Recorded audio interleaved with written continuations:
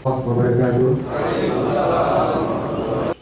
Dengan mengucap Bismillahirrahmanirrahim, acara lepas sambut camat dan antar tugas camat yang baru Senin 22 Mei 2016 dimulai.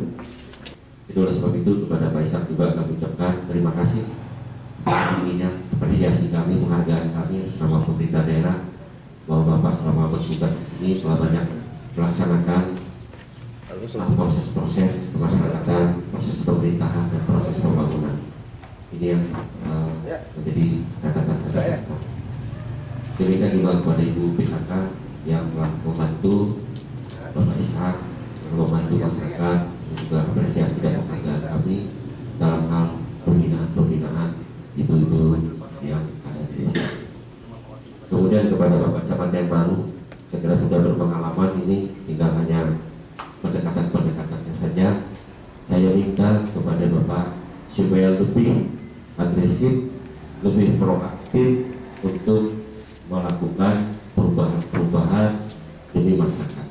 Itu yang perlu. Apalagi sebagian besar Lutawar ini berada di pinggiran kota Takimot dan termasuk di ikatan Takimot, ibu kota kabupaten.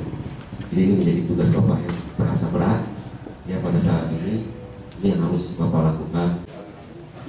Ini hasil program dari karena ini kami secara alma mater. Siap.